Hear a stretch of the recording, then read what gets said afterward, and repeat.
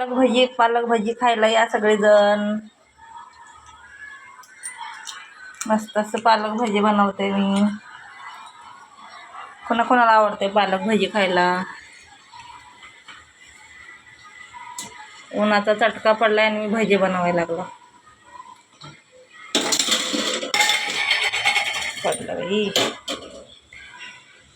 लोक उन्हामध्ये थंड खातात आणि आम्ही भजी बनवलेला. काय झालं का? डाळ भात घे.